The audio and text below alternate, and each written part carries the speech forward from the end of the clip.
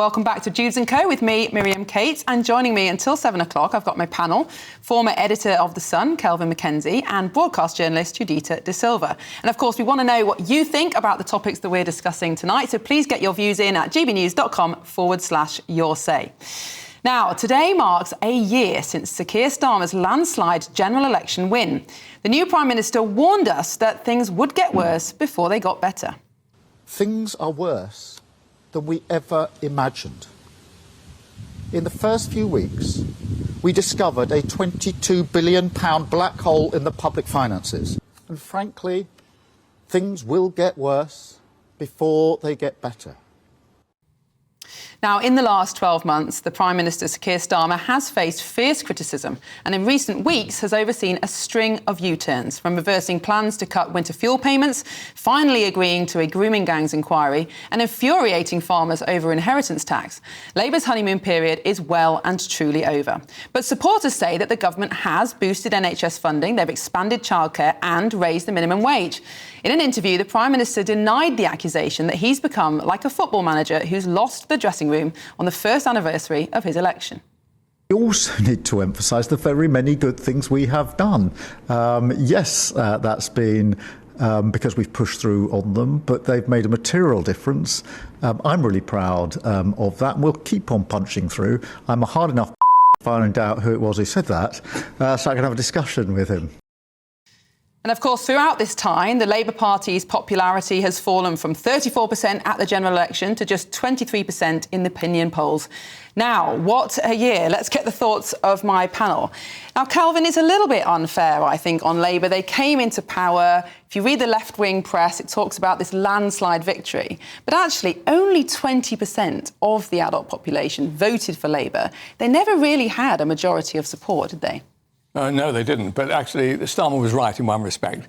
Things have got worse. I mean, we are in a shocking position now where we have a Prime Minister who his own side can't even stand. And every time he proposes a cut from now onwards, he's never going to get it through.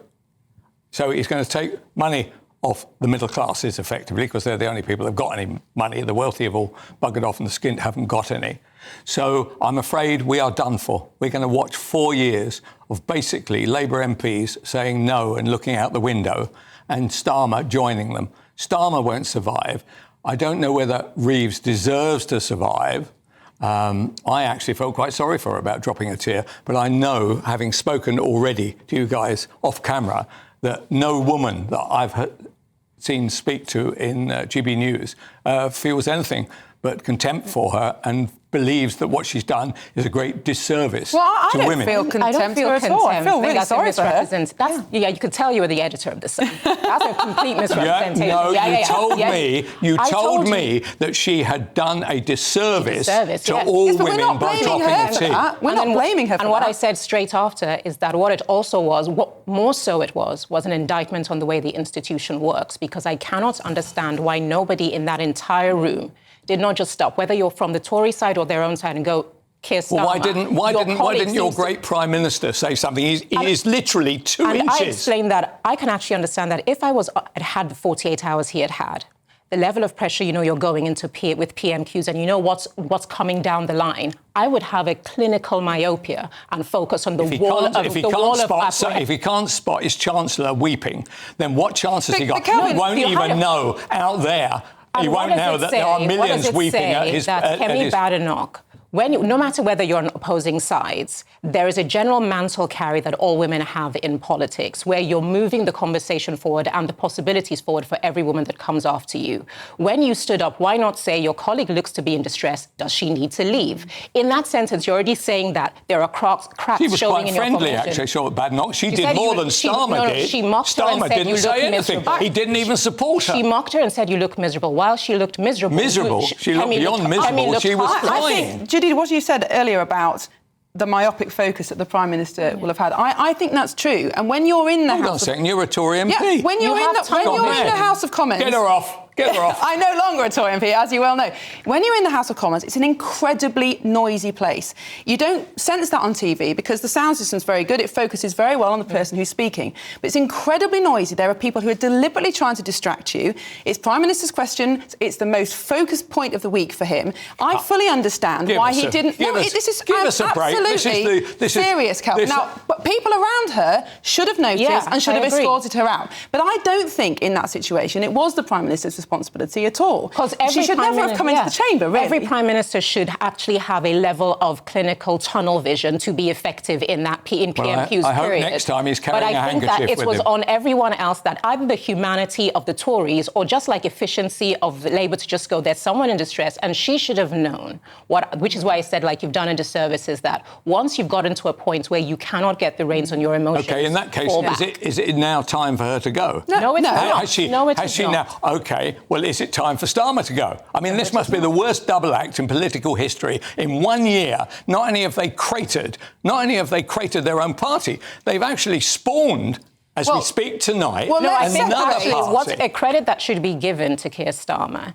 is that when you are under pressure, you actually listen and react. Unlike what we saw with Boris Johnson, he didn't do either. Where he had a bullheaded approach, and basically you are still reaping the pain of what he did based on his type of leadership. If you realise it is broken, fall back, be humble and fix it, which is what they have done. The problem is that he has an outlay where he didn't get into power to be popular. He knows he's unpopular. He succeeded got into there. power to be effective. He said that the plan he has with the Labour government is one that will take time to yield profit, but will be painful to institute. That is an enormous laugh. I tell you what, the biggest laugh I've seen is that everything that he announces is a 10-year plan. He hasn't got a 10-minute plan. He'll be out in his ear. He cares about the country beyond his home government. Isn't this actually the problem, Kelvin, that all the decisions that do need to be taken to give us that economic stability, to turn the country round, will take 10, or I think, to be honest, 20 years to come to fruition. And the last government saw this problem, this government's seeing this problem. Politics is now so volatile that no administration can come in and think we've got 10 years.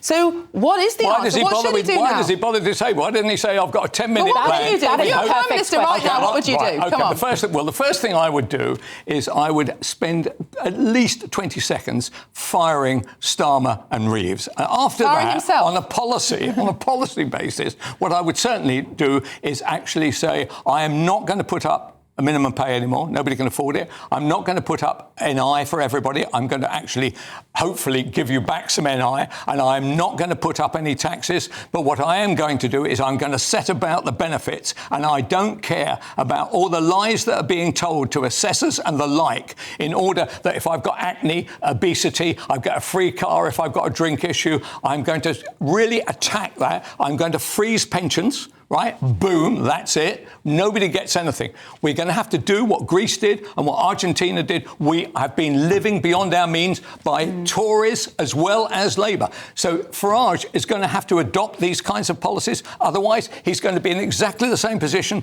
as those useless Tory Prime Ministers and this equally useless Labour Prime Minister. You won't put any pressure on the wealthy because you've got to keep them happy, right? The wealthy are keeping your mob actually in mobility cars.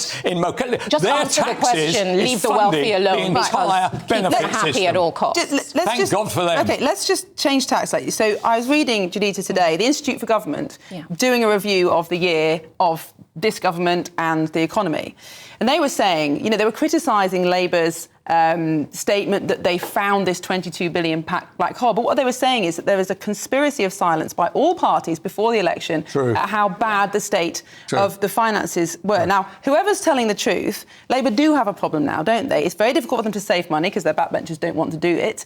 But if Rachel Reeves doesn't get a grip on spending, we're going to be in big trouble from the markets, potentially from the IMF. I mean, things aren't looking good, are they? Yeah, so it's a number of things. First of all, and I've said that several times on this channel, that there is always a kind of wall of silence that you never know how bad it is until you get into power. And then you're dealt this death blow of, do I be honest to the people and then end up looking like a very ineffective government, or do I carry on the secrecy? And for decades, they just carry on the secrecy because people want to look good. I actually think that the nature of Keir Starmer is the kind of Prime Minister that the country needs for this period, where I'm not popular, I'm not dynamic, I'm not electric, but what I am I am efficient, and I realise that the the optical yield, the popularity yield will not come during my government. It will come further down the line. Lifetime. It's kind of like the Obama effect, that what you start now, you will not get to see be actually yield profit. But then you have to understand that the kinds of things he's changing are things that it's quicker to break and longer to fix, whether it's the railways, whether it's the NHS, whether it's social care, whether it's Great British Energy. It's something you can only institute, and it will take time to take hold. So I think their problem is they're fighting during a period where what you look like matters more than what you're doing. Kelvin, very quickly, do you think Labour were incredibly naive, came in and thought just because they weren't the Tories, they'd get it right, that the media would give them an easy time, that the economy would start growing again, and actually they've failed? Yes, they had no plan. And the plan that they had got, and this is where I do buy it, is actually our economy is in a shocking state, made up of idle people, useless bosses, and no sense that capitalism or entrepreneurialism matters in our nation. All that matters is handing out money to train drivers. And so I do agree with that. So we have a problem. But the problem got a whole lot worse when the Parliamentary Labour Party voted down the Prime Minister's powers. Well, he is now done for. We've done what's happened in the last year. We're going to be looking ahead after the break at the government. Has it lived up to its promises? But what's going to happen next? Could there be any changes in number 10? What about that dramatic shift in the polls, including the rise of reform? Stay with me.